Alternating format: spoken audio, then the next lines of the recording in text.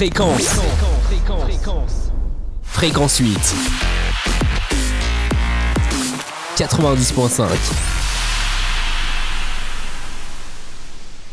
Bonjour, Fréquence 8 est très honoré et très heureux de réaliser une émission sur l'Europe. L'Europe, faut pas croire que ça se passe à Bruxelles, ça se passe également sur nos terres de Bretagne et en particulier dans le pays de Montfort à la communauté. Et pour cela, nous avons trois personnages très importants qui sont présents dans nos studios. C'est évidemment Monsieur Martins Christophe, qui est président de Montfort Communauté. Bonsoir Christophe. Bonsoir. Et nous avons deux Polonais qui sont venus rendre visite à la ville de Montfort et au pays de Montfort. Et un agriculteur implanté donc depuis 25 ans, je crois, Cédric, en Pologne. Cédric. Bonsoir. Et pour nous aider, parce qu'elle connaît l'agriculture, mais aussi c'est une interprète polonaise, française. Elle vient très souvent, puisqu'elle fait partie du comité de jumelage de Montfort, de Pobiedziska et de Montfort. C'est Anna. Bonsoir Anna. Bonsoir. Alors, et je serai aidé par Michel Murgalet, qui m'aidera dans les questions, dans l'animation de ce débat. Bonsoir Michel. Bonsoir. Alors, l'Europe a vécu un événement extrêmement grave le 24 février 2022. Vous qui étiez à la porte de ces combats, de cette guerre, c'est le déclenchement de la guerre sur les terres de l'Ukraine. Alors, dites-nous comment ça s'est passé, comment vous avez eu le vécu de ce déclenchement de cette guerre qui malheureusement n'est pas encore terminée aujourd'hui. Le matin, on se réveille, on écoute des informations comme tout le monde, comme les Français, et puis on voit que les Russes ils sont arrivés en Ukraine, qu'ils ont déjà tapé Kiev, bombardé Kiev. On se demande quoi. On se demande quoi, sachant qu'on habitait dans ces pays pour la Pologne, c'est quand même c'est des anciens pays de l'Est, quoi. Donc on ne sait pas où ça va s'arrêter, si ça s'arrête en Ukraine ou si ça va aller jusqu'en Pologne. On se pose beaucoup de questions la première journée. Alors Cédric, tu nous as glissé qu'un de tes collaborateurs est venu à ta rencontre et t'a demandé de faire le plein de tout, d'acheter, de constituer des réserves, je crois, dans ta ferme de... Voilà, j'ai un salarié qui est avec moi depuis le début, 25 ans, et la première journée, il m'a dit, ça va durer, commande du gasoil, prépare-toi à une guerre, commande du gasoil d'avance pour la ferme, commande tout ce que tu peux en pièces, parce que ça va bloquer. Et tu as été très impressionné par... des mouvements des Allemands qui emmenaient des chars vers l'Ukraine. Enfin, ils ne sont pas rentrés, mais ils préparaient des armements militaires. Oui, dans la semaine, dans les premiers jours où il y a eu la guerre, moi, je passais par le périphérique de Poznan. Je voyais souvent des camions américains, des camions allemands avec des chars qui partaient direction Varsovie, quoi. Direction Varsovie. Parce qu'à ce moment-là, il faut se rappeler qu'une semaine après, on ne savait pas où ça allait arrêter, quoi, hein. Avec les menaces de Poutine qui disaient qu'il allait mettre la bombe atomique, on ne savait pas où ça allait s'arrêter, quoi. Et alors, vous avez été remarquables, les Polonais, dans l'accueil des Ukrainiens. Monsieur le Président va nous dire un peu ce qui a été lancé au niveau local, au niveau régional, mais vous avez reçu physiquement quand même un certain nombre d'Ukrainiens. Est-ce que, Anna, vous pouvez dire combien vous avez reçu d'Ukrainiens? Pobiedziska sont assez loin de la frontière Est, mais quand même, on a eu déjà les Ukrainiens chez nous qui ont travaillé dans les usines, dans les boulangeries. À notre commune, il y avait à peu près 700 Ukrainiens. La partie d'entre eux Et tout de suite, ils sont allés en Ukraine pour se battre. Et de l'autre côté, il y avait beaucoup des Ukrainiens qui ont tout de suite essayé d'avoir ces familles en Pologne. Et on a créé, on peut dire que plusieurs associations ont organisé l'aide, c'est-à-dire d'abord le point avec l'information qui peut prendre à sa maison des réfugiés ukrainiens. Après, pour organiser l'aide, c'est-à-dire les vêtements, la nourriture, tout ça. Et on a pris aussi le contact avec Ukrainiens qui étaient chez nous pour avoir le contact avec les Ukrainiens qui arrivent. Il y avait un petit problème parce que la majorité des Ukrainiens qui est arrivée en première, c'était les Ukrainiens de la partie Est qui parlent russe. Les Ukrainiens qui étaient chez nous parlent ukrainien. Alors c'était le problème, mais quand même on a réussi parce qu'en Pologne à l'époque, la langue russe était obligatoire à l'école, alors on a pu se contacter. En plus, tout de suite, très vite, on a eu 1 000 d'Ukrainiens dans la commune qui a 19 000 habitants. Alors c'est assez beaucoup, mais tous les Ukrainiens, surtout les femmes avec les enfants, on a trouvé les logements dans les familles. On a organisé pratiquement tout pour eux. Les magasins, c'était vraiment bien organisé. Il n'y avait pas de centre pour les réfugiés à l'école avec les salles communes, mais tout le monde était assez séparé. C'est-à-dire séparé, c'est-à-dire pas en masse. Et après, il y avait les gens qui ont parti, les autres qui sont arrivés. Après, les familles ont trouvé le logement, par exemple, dans la ville, à Poznań. Moi, personnellement, d'abord, il y avait 2 femmes de la ville Izium qui étaient chez moi, des femmes assez âgées. Je sais qu'actuellement, elles sont aux Pays-Bas. Et après, j'ai eu un couple qui était aussi de Izium.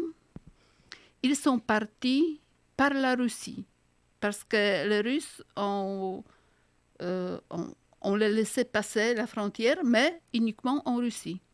Alors, ils sont partis à Lettonie et ils sont arrivés par Lettonie, Lituanie, à Poznań, parce qu'ils ont eu déjà une famille. C'était très, très, très jeunes gens. Ils ont trouvé le studio à Poznań. Ils ont trouvé tout de suite, il était chez moi seulement 2 semaines. Et après, ce n'était pas la peine de prendre parce que beaucoup des Ukrainiens ont commencé de rentrer chez eux. Il y avait aussi beaucoup de gens qui voulaient aller plus loin. Actuellement, je pense qu'on a quand même 700, 800 Ukrainiens à Pobiedziska. Les enfants vont à l'école. Les femmes soit travaillent, soit ont commencé, par exemple, de préparer la nourriture. Les pierogi, les choses comme ça. Elles vont. Et il y a 3 semaines, j'ai rencontré un des Ukrainiens qui nous aidait en ce travail. Et il a dit que pour l'instant, tout va bien. Ils n'ont pas besoin d'aide sur place. Par contre, on a organisé aussi l'aide à envoyer en Ukraine. Et on a obtenu aussi l'aide de Montfort communauté. Ça nous aidait d'acheter, par exemple, les choses pour les handicapés, parce qu'il y avait quelques personnes handicapées. Et on a acheté les choses qui doivent être neuves, comme la lingerie, par exemple, pour les médicaments, pour tout ça. Alors, on est très contents. Merci. Alors, Monsieur le Président, peut-être que vous pouvez donner un peu ce qui a été fait, peut-être plus modestement, mais par la communauté de communes de Montfort, sous Oui, l'effigie de la communauté.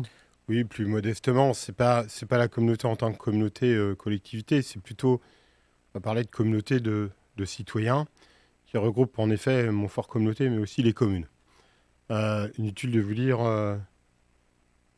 les frais qu'a été ce déclenchement de guerre aux portes de notre Europe. Beaucoup de gens s'imaginaient que l'Europe était éternellement en paix. On a toute une génération derrière nous, en tout cas, je me tourne vers les deux animateurs qui derrière nous n'ont jamais vécu ni l'armée, ni le service militaire, ni ce que c'est qu'un fusil, un FAMAS ou autre, et pour qui la paix était quelque chose d'inhérent à l'Europe. Or, c'est pas vrai. Or, c'est pas vrai, et ça nous a durement rappelé à la réalité de ce que peut être le monde aujourd'hui, et ce que peut être non pas les soviétiques, mais aussi la Russie impériale de l'autre côté. Donc on a été extrêmement choqués et du jour au lendemain, on s'est posé plein de questions et c'est vrai qu'on s'est dit on va accueillir et on va aider. Alors ça a commencé par l'accueil. Alors j'ai envie de dire bien malgré nous, nous ne sommes pas allés chercher les Ukrainiens. On aurait pu, mais ce n'était pas le cas puisqu'ils sont très rapidement, pour certains, arrivés par le train pour partie.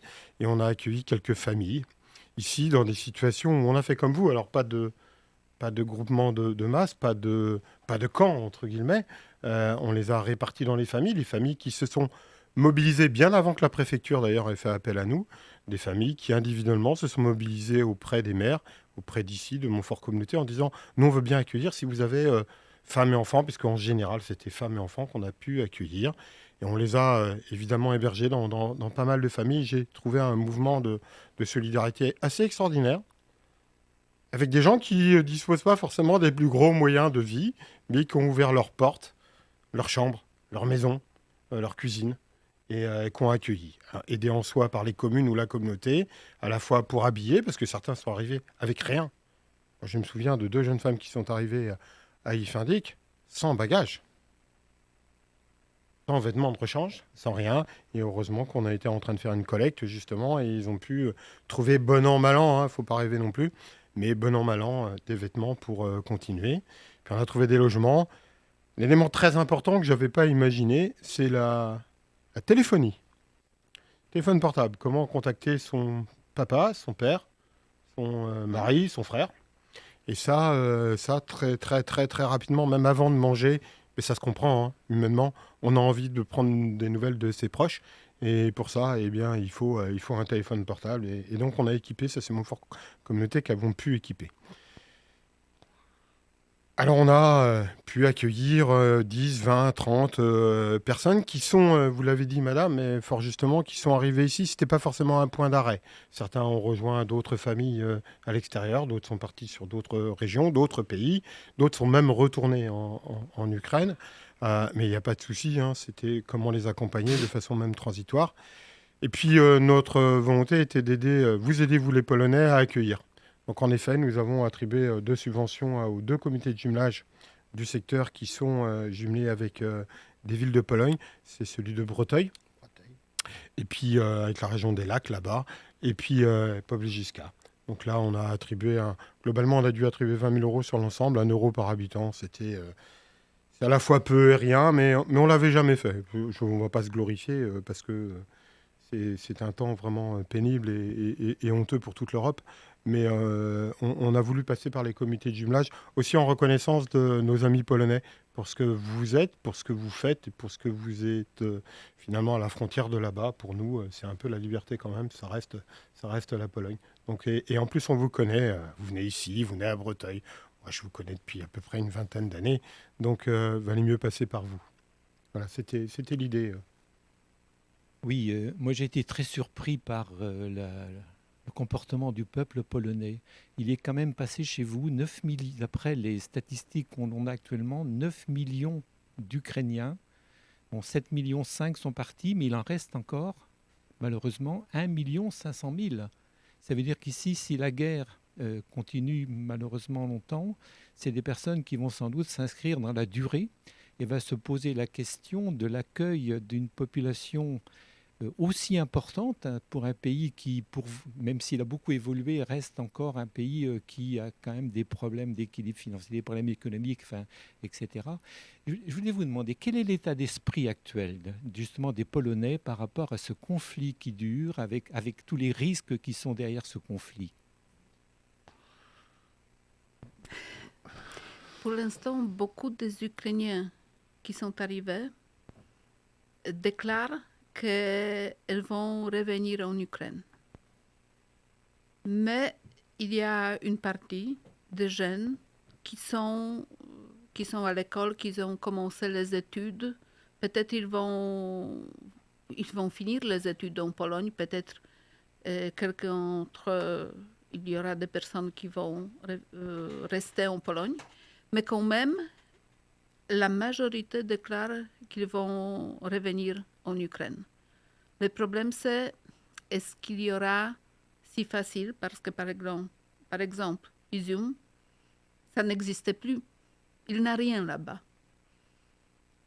Et c'est la même chose avec Kharkov, avec les villes. À Bakhmut, c'est encore une chose. C'est vraiment compliqué. Et en plus, dans notre histoire, de temps en temps, il y avait, surtout dans les années 20 et pendant la Deuxième Guerre, il y avait vraiment les conflits entre Polonais et Ukrainiens, conflits très graves. Moi, je suis spécialement touchée parce que ma grand-mère, elle est née en Ukraine. Mais de l'autre côté, il y a les petits groupes de nationalistes polonais qui sont pas contents. Il y a les conflits, pour l'instant pas très graves. Et je pense que ça va calmer quand même. Alors, ça n'a pas été non plus sans effet sur le plan économique. Les Ukrainiens et les Polonais, certains ont des familles en Ukraine, certains ont des liens avec des Ukrainiens. Comme Cédric, vous avez des tas d'exemples, vous, de contacts, ne serait-ce que même des Français implantés en Ukraine, dans le milieu agricole. Et vous allez peut-être pouvoir nous en donner quelques-uns dans les exemples. En particulier, ce problème des céréales, qui sont a priori, qui devaient passer par quand même la mer Rouge, je crois, ou je ne sais plus. Mer Mer Noire. Excusez-moi. Et donc, en fait, c'est vous, la Pologne, qui avez reçu les effets des collègues céréales de l'Ukraine. Voilà, le problème, c'est que, pour vous expliquer, dans le Donbass, où les Russes arrivent, dans chaque village où les Russes arrivent, les Russes vont voir les kolkhozes, enfin les grosses fermes, et ils demandent en général, c'est des gros propriétaires terriens, et ils demandent s'ils veulent coopérer. Donc, il y en a qui résistent. À mon avis, ils n'ont pas trop de chances de survivre. Et il y a celui qui peut rien faire. Donc, c'est pas de tout qui bombarde le village, les villages, les terres, c'est miné, les terres sont minées, les routes sont barrées. Les Russes s'emparent des produits agricoles, du côté de l'Est. Alors, du côté de l'Ouest de l'Ukraine, il y a beaucoup de routes qui sont bombardées aussi, mais la priorité, et c'est normal, je pense, c'était de faire sortir le maximum de produits agricoles vers l'Europe. Donc ils avaient implanté un couloir humanitaire pour amener soit sur les ports de la Baltique, donc en Pologne, sur les ports de Gdansk, ou en Roumanie, sur les ports de la mer Noire. Mais le problème, c'est que avant la guerre, tous ces céréales de l'Ukraine étaient transportés par train. Sachant qu'un train, il y a 50 wagons fois 50 tonnes, il chargeait 2500 tonnes à la fois. Maintenant, ils sont obligés de tout sortir les céréales par camion. Donc, camion de 25 tonnes. Donc, 100 fois plus long, enfin 100 fois plus long où il faut 100 fois plus de main-d'œuvre pour sortir. Et il faut ramener les produits agricoles au port. Au port, les ports, ils sont pas installés pour recevoir autant de céréales. Il faut recharger, je les ai plus en tête, mais il faudrait presque charger un bateau presque tous les jours, quoi. C'est pas possible. Donc ce qui se passe en ce moment, c'est qu'ils mettent les céréales en Pologne, en stockage.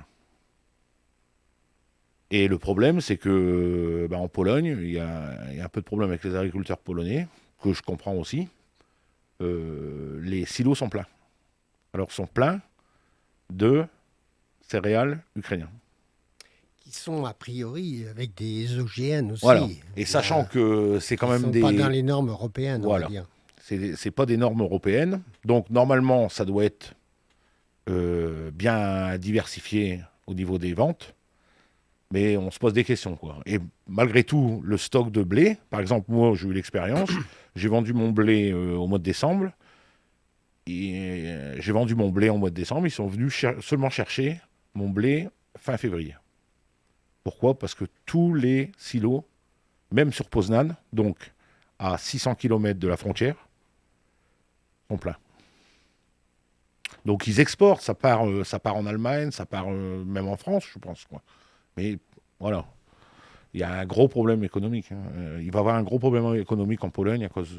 C'est le premier pays à être touché, quoi. Justement, là, pour différentes raisons, on ne va pas revenir sur les causes, mais on a senti très vite une augmentation très forte du prix de l'énergie, avec des risques en fait de pénurie, notamment en France pour le gaz, mais je pense que pour vous, comme vous étiez encore plus dépendant du gaz russe, c'est Oui. encore plus important. Et par une forte augmentation du prix des produits alimentaires.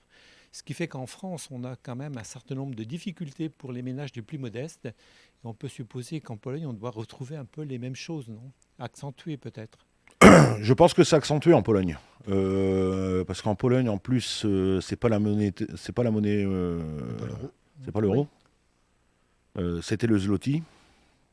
En Pologne, il y a quand même eu une moyenne d'inflation en 2022 de entre 16 et 18%, sans s'avancer de trop. Économiquement parlant, il y a beaucoup de sociétés qui ont, comme vous le disiez, quoi, les matériaux, ils ont augmenté, il y a des sociétés qui ont même arrêté, parce que le gaz, il coûtait tellement cher qu'ils ont arrêté de produire pendant l'hiver, même. Donc un peu plus de chômage.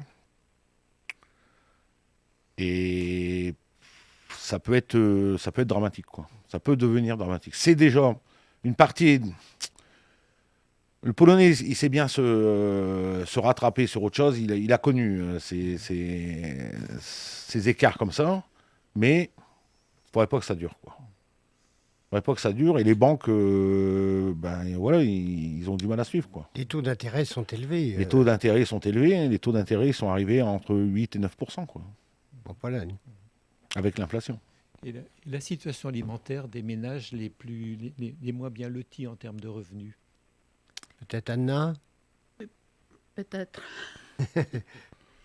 Ça augmente. Je vois ça chez moi. Pratiquement maintenant, on dépense pour uniquement les produits alimentaires, c'est 50% plus. Quand même. Maintenant, ça a arrêté un peu. Mais c'était surtout les prix de produits boulangers, parce que j'habite tout près de grandes usines boulangères. Et presque toutes les semaines, c'est un peu plus cher. Alors, Monsieur le Président, pensez-vous qu'on va pouvoir calmer cet esprit d'inflation qui naît aussi en France, qu'on explique bien sûr par différents phénomènes? L'inflation a un vrai souci, c'est qu'elle se nourrit d'elle-même. C'est-à-dire, comme le disait fort justement notre amie polonaise, quand vous avez des soucis pour acheter des matières premières telles que le pain, telles que les céréales, parce que votre revenu ne convient plus et ne permet pas d'aller faire la tournée des magasins comme d'habitude. Vous vous tournez fort légitimement ou vers l'État pour compenser ce qui s'est passé et ce qui explique pourquoi la France, parce qu'il faut le dire quand même, la France a l'inflation la moins chère d'Europe en ce moment, la moins haute. Ou vous vous tournez après légitimement vers votre employeur en disant « Écoute, patron, j'ai du mal à me nourrir, il faut m'augmenter un peu mon salaire. » C'est l'un des soucis de l'inflation. C'est que pour arrêter ce cycle infernal qui s'entretient et s'auto-entretient, il faut le casser. Pour le casser, il faut revenir à un juste prix. Et un juste prix, une juste concurrence. Or, comme l'expliquait notre ami tout à l'heure, notamment sur les céréales, la juste concurrence, juste prix, ça veut dire qu'il faut que les marchés soient ouverts et soient régulés. Mais ouverts, ce n'est pas le cas en ce moment. Donc, il y a tout un tas de produits, ou alors on va chercher à l'extérieur. Ce qui s'est passé pour le gaz. Michel parlait de l'énergie tout à l'heure. À trop acheter en Russie des pays, je pense à nos amis allemands, se sont complètement liés à l'énergie russe. Et donc, on n'est pas faiseur de prix, on est preneur de prix quand on est allemand. Il suffit que le prix augmente, on est obligé de l'augmenter. Bon, la seule façon pour eux de s'en sortir, ça a été le cas aussi en France, c'est d'aller chercher ailleurs. Quitte, malheureusement, quelquefois aller chercher du gaz qui peut faire réfléchir tout citoyen écologiste que nous sommes quand même sur le fond, c'est-à-dire chercher du gaz de défragmentation aux États-Unis, l'importer de l'autre bout du monde, etc. Mais l'inflation sur ces problèmes, sur ces éléments-là, est une chose en Europe. Je suis très ami avec le Maroc et avec les pays du Maghreb. Je ne vous raconte pas ce que c'est que le problème des céréales au Maghreb. Le grenier du Maghreb, c'est l'Ukraine. Et là-bas, c'est même plus une question d'argent, c'est une question de nourriture. Et ça, c'est beaucoup plus inquiétant encore que notre problème occidental à nous, Européens, à nous en ce moment. C'est comment est-ce qu'ils vont se nourrir, si ça continue, et si en effet on est obligé, je comprends mieux. C'est intéressant votre explication du train par camion aujourd'hui et par bateau qui ne suffit pas, comment, alors qu'ils comptent là-dessus quand même pour se nourrir. Si en plus on mêle ça avec une temporalité climatique qui fait que la saison sera moins bonne, y compris là-bas, eh bien, on peut avoir des désordres humanitaires,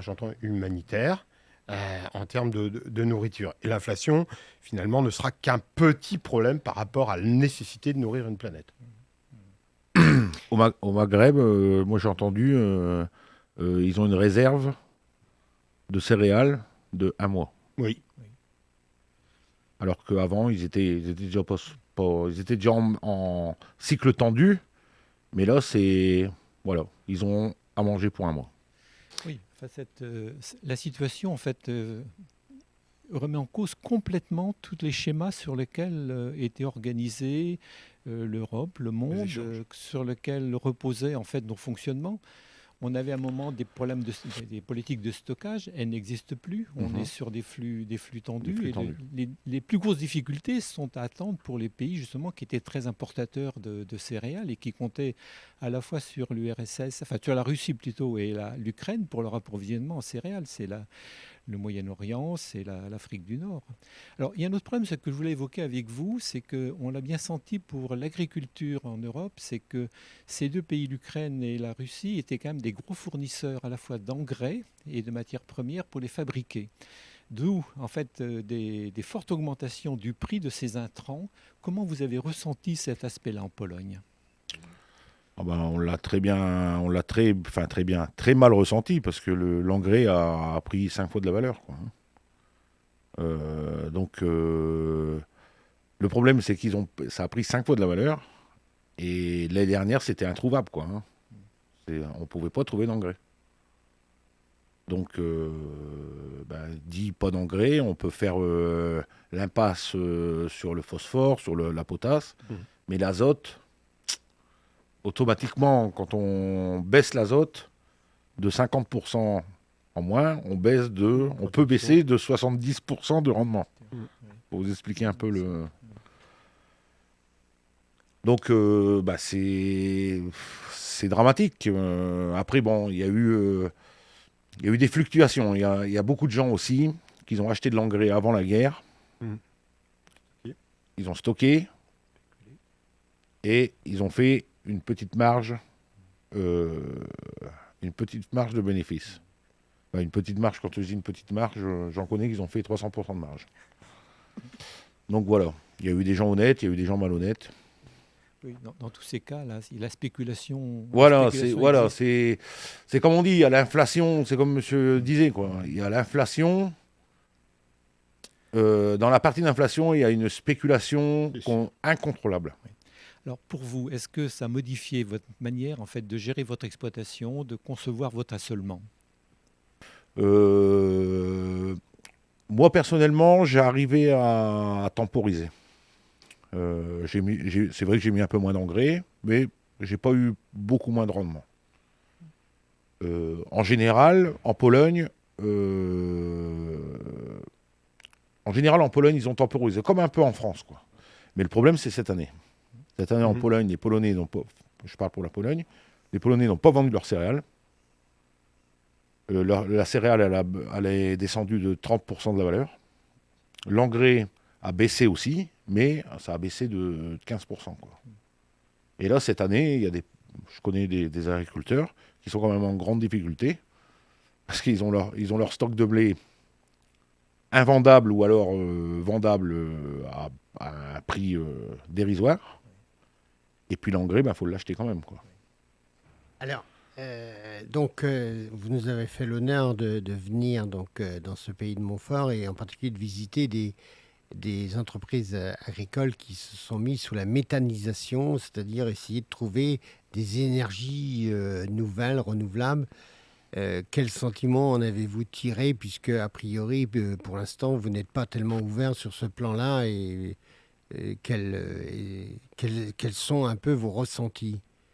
Très, très impressionné, hein, très impressionné du système.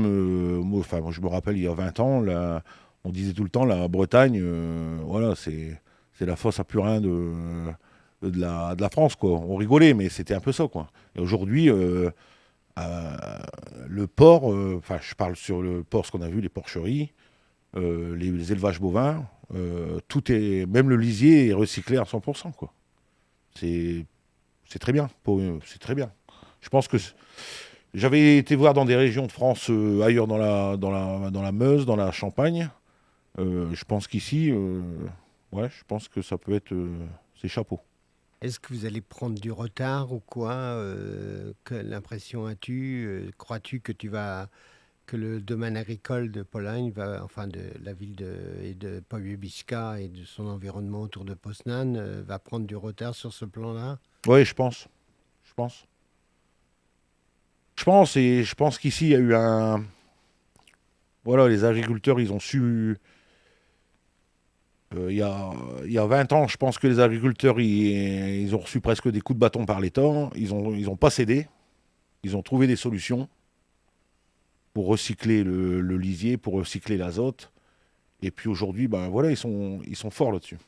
Ils sont vraiment en avance. Je parle dans les agriculteurs des biogaz. Et c'est économique, quoi. Ça reste, c'est très économique. C'est pas produire du gaz pour produire du gaz. C'est pas comme en Allemagne. En Allemagne, il y a un an ou deux, les Allemands achetaient des porcelets en Pologne, donc faisaient monter le prix du porcelet, achetaient les porcelets pour les mettre dans une biogaz en Allemagne, dans des porcheries, le bénéfice, c'était pas la vente de la viande. C'était la production de gaz. C'est ça, dans ce système-là, ça devient complètement stupide. Parce Alors, qu'on ne produit pas des animaux pour faire du gaz. Président, vous êtes à la tête d'une ville, d'une commune comme Ifindic, et qui a la surface la plus importante du département, je crois, en matière école. De Bretagne. De Bretagne, excuse-moi. Ouais, salut. Non, mais il n'y a pas de mal. Et alors, vous avez vu naître des espaces de méthanisation, vous avez vu naître... et il y a un autre point qui aimerait bien comment échanger avec vous sur les réalisations des CUMA, qui est disons un point fort, on va dire, de la ville d'Ifindic, en particulier sur le bois, sur différents aspects, et avec l'aide de la collectivité locale. Peut-être juste rebondir sur la leçon sympathique que nous donne notre ami polonais, enfin franco-polonais. Oui, les Allemands ont acheté du cochon à un moment pour faire du gaz. La limite du système français, ce ne serait pas qu'on plante tout en maïs autour de nos cultures pour faire aussi du gaz. Donc il faut absolument qu'on soit extrêmement vigilant à ce que la planète et la Terre restent là pour nourrir la planète et qu'on ne transforme pas tout essentiellement que pour l'énergie. Il faut que ce soit une complémentarité.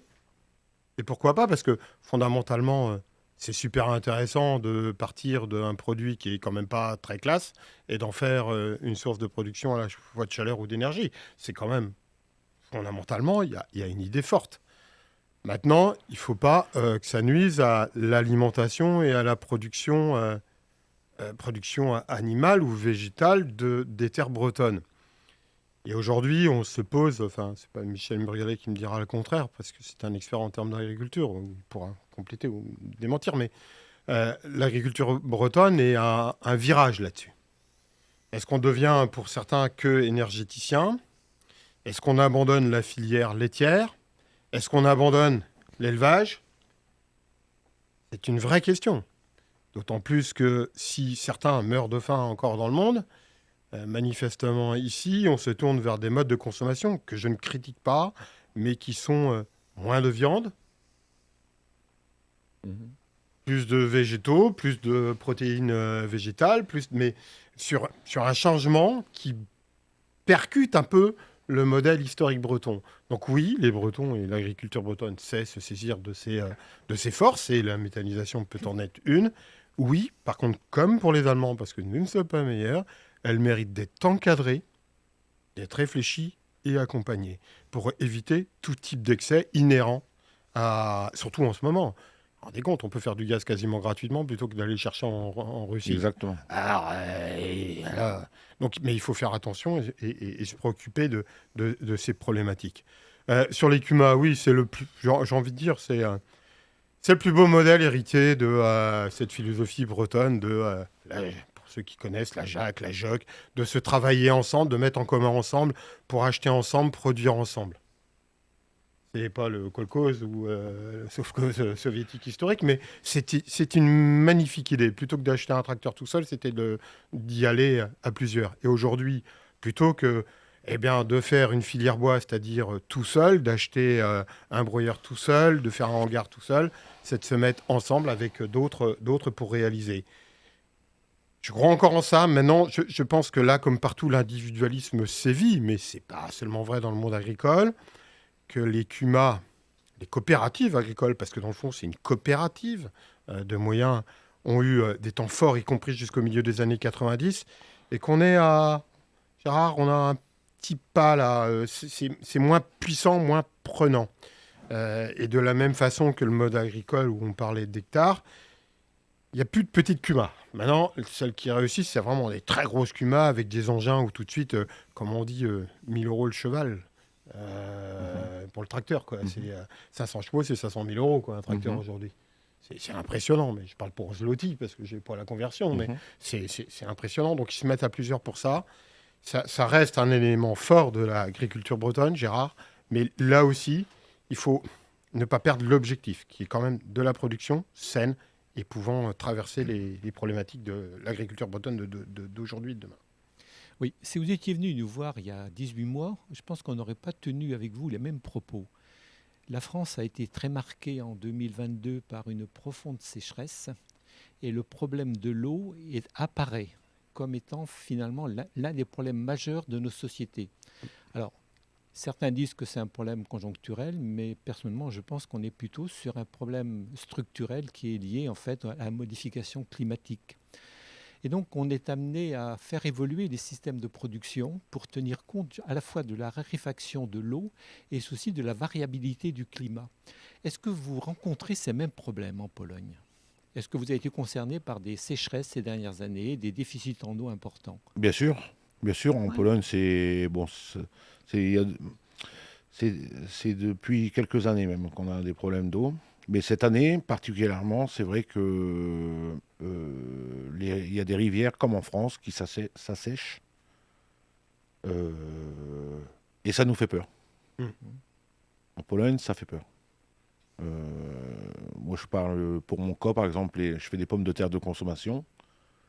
Euh, Il y a très peu de possibilités d'irriguer parce que l'eau, déjà en Pologne, il faut déjà forer à 180 mètres. Donc, ça, c'est le premier problème.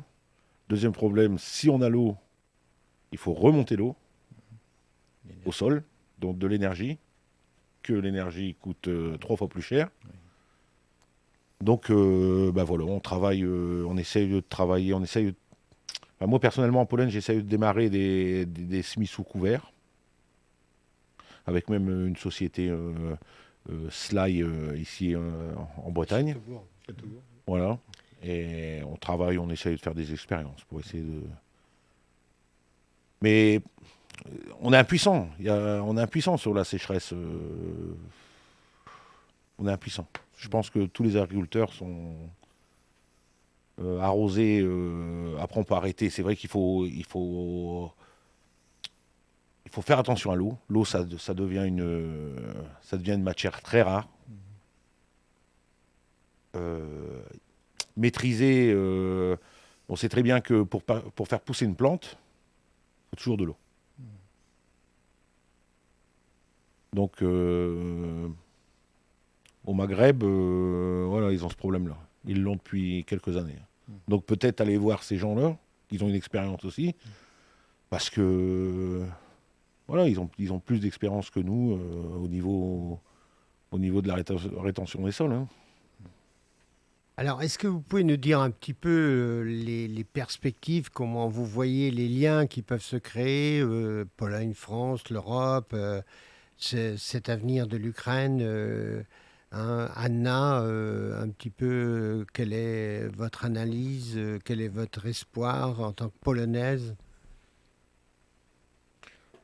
Je pense que les liens seront cultivés, surtout en jumelage Pologne-Bretagne, parce que ça, même chez nous, ça changeait. Au début, c'était que les fonctionnaires de la commune. Maintenant, ce sont les habitants qui ont pris à ses mains La gestion. la jumelage. Ouais, le jumelage. Et, et quand même, il faut se connaître. Et pour pour travailler ensemble, pour connaître bien ses voisins plus proches ou plus loin, il faut se connaître. Et c'est la même chose avec les Ukrainiens qui sont en Pologne. Quand même, il y a beaucoup de jeunes Ukrainiens, surtout les femmes. Mais en général, la société polonaise, c'est de plus en plus de personnes en pension. Et il nous faut des gens qui vont travailler. Alors, je pense que une partie, c'est bien, mais de l'autre partie, on ne sait pas comment ça va se passer après. Alors, La Cédric, chose la plus Pardon. importante pour moi, c'est faire tout pour essayer de faire tout pour finir la guerre en Ukraine.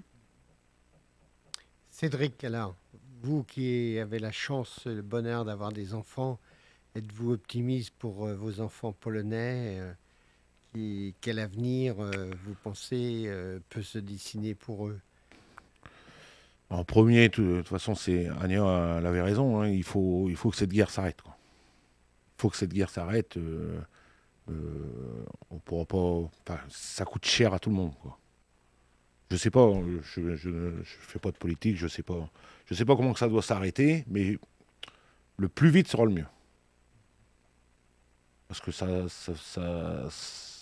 un drame humain, c'est un drame social pour tout le monde, quoi. Et sachant comme en France, quoi, on sortait du Covid, hein. Attention, hein, finalement, ça fait que 3-4 ans, quoi. Et les gens, c'est vrai que les jeunes, ils ont du mal à avoir, ils ont du mal à avoir une perspective sur l'avenir, quoi, hein. Ils savent pas exactement ce qui peut arriver. Et c'est nous, je pense que notre génération, on doit les motiver, quoi, les jeunes, quoi. Je pense qu'il y a une perte, comme monsieur le disait, quoi. Il faut donner un coup de nouvelle génération pour les motiver. Et ça, j'ai vu ça à Montfort, dans l'école professionnelle agricole. CFTA. Hein. CFTA. Même les Polonais, les agriculteurs polonais qui sont avec nous, ils ont été choqués de voir la motivation qu'il y avait pour les jeunes, quoi. Et les Polonais m'ont demandé, mais comment ils font pour motiver les jeunes Allez en Pologne. Aller en Pologne, aller en stage, prendre la branche agricole, quoi.